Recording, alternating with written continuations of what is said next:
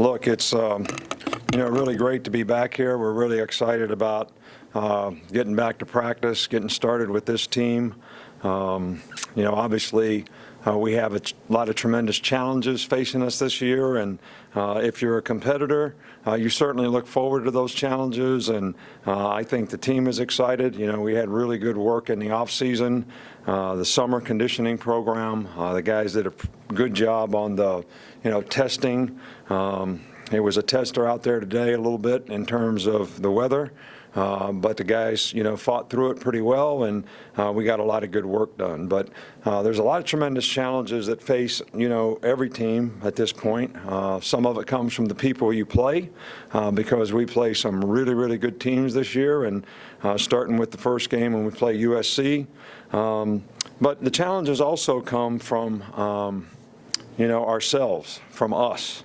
When we have a critical mass of players that buy into the team, the principles and values of the team, make good choices and decisions relative to, the team, the rules of the team, we seem like we've done pretty well in the past. And when we have lots of people preoccupied with, other things like how much they're going to play or who their agent's going to be next year or whatever, we don't seem to do nearly as well. And I think everybody needs to, buy into the things that are going to help them play the absolute best football on our team, to create an identity for this team, because what we've done in the past obviously is not going to help us. So the discipline, the attention to detail, the energy, the focus that we can maintain are all going to be things that are going to help us execute and play better when the season comes. And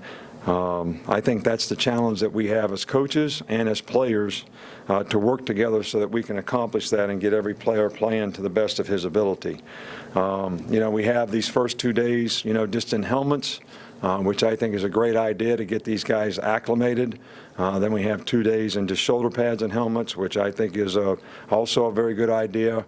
And then we can get in pads. So, we actually have some guys here that were not cleared to actually practice, but they can be here for rehab. Richie Pettibone, Ronnie Clark, Sean Jennings, Nigel Knott, all guys that had off-season surgeries and injuries, and I think you're all aware of what they are.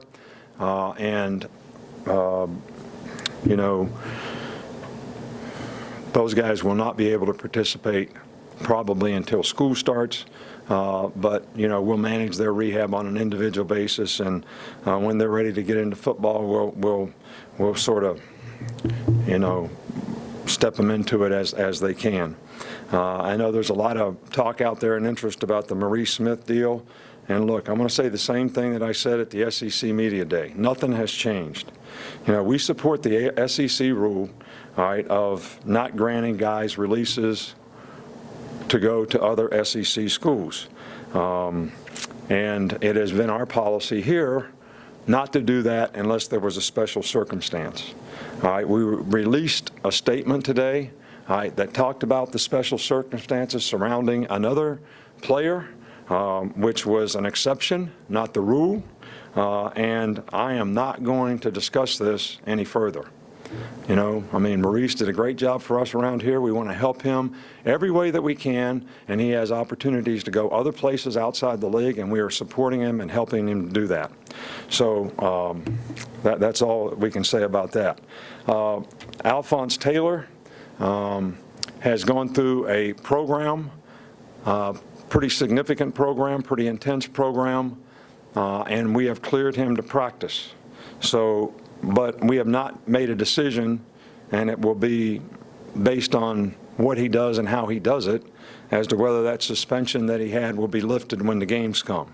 All right, and I'm not ready to make that decision right now, and I don't think we have all the information we need to have to be able to make that decision. Dalen Charlotte, fine young man, did a great job here, made a tremendous amount of improvement.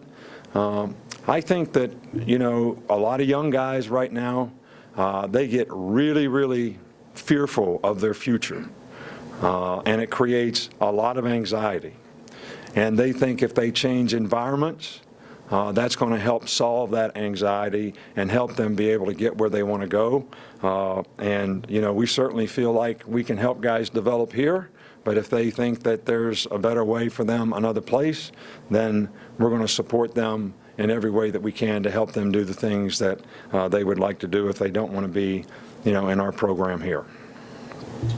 Okay, guys, we'll start in the back with Cecil.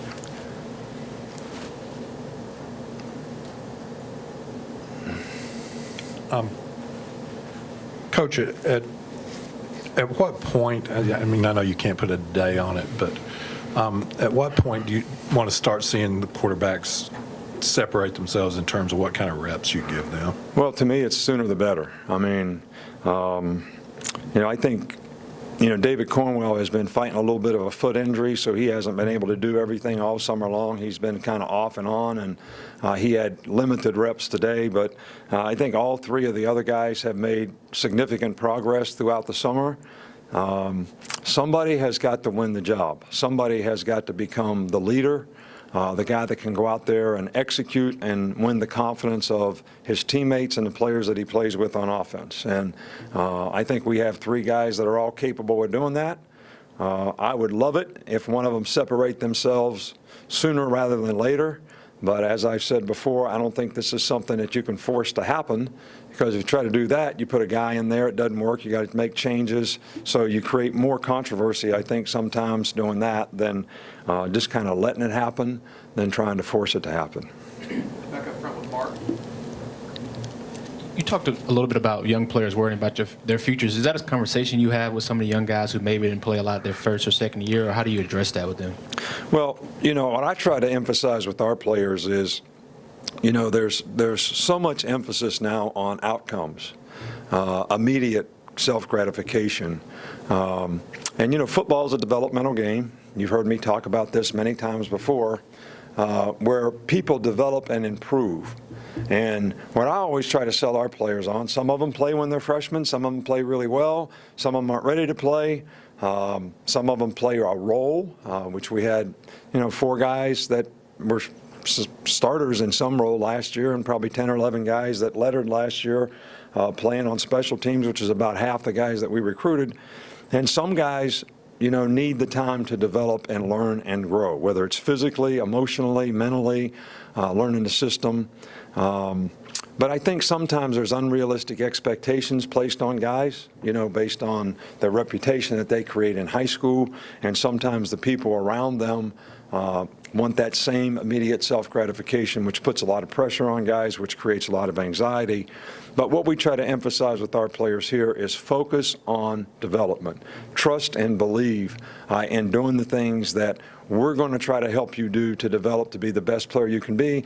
And that's all anybody can expect from anybody. And everybody ought to get a lot of positive self-gratification from that. But when we worry about outcomes, and I'm going to play in the NFL someday, and if I didn't start as a freshman, maybe I won't do that. And we got people outside telling us those kinds of things. It makes it really, really difficult for these guys, and it's really unfair in a lot of ways to them because they don't have a chance to develop and become the kind of players in sort of a normal fashion because of the external factors that seem to be placed on them in a lot of cases. A lot of other guys, doesn't bother. They go out there, they understand, they get it, and they go to work and work hard, and they usually make good progress. And Dalen made really good progress here. I just wish he would have had a little more patience to hang in there, and I think he would have been a great contributor here, and I think he'll have a good career wherever he chooses to go. Far side with Matt. Nick, I have to ask, in your opinion, is there any chance that Maurice ends up at Georgia and is eligible to play this year? I already talked about that. I mean, you want me to do a Belichick on you? But what did I just say? I know it was a different question. Like I said, I had to ask. So I already answered it. Nothing has changed.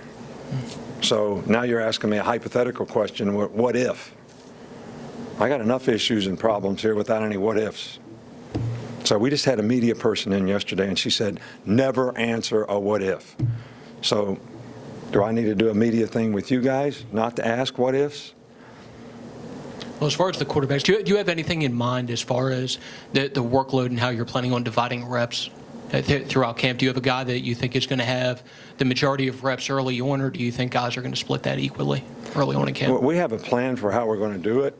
I mean, we just don't go out there and throw the ball out every day, and whoever runs in there first gets to go. I mean, every period, you know, we know who the quarterback's going to be, who's going with the first team, who's going with the second team, who's going with the third team, and how we're rotating. It's really, really well organized. I mean, I'm really impressed with how we do that on offense. So we do have a plan. Back up front here with Dwayne. And it changes every day.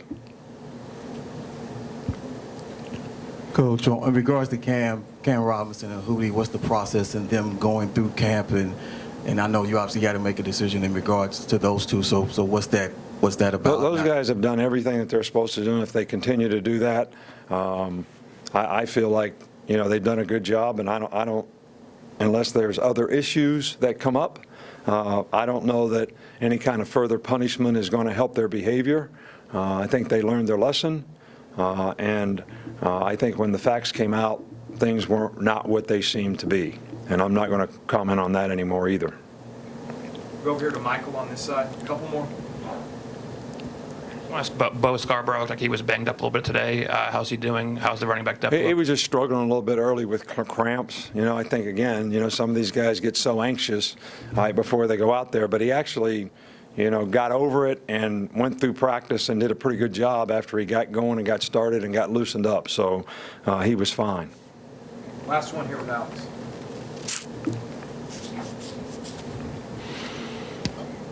Sorry.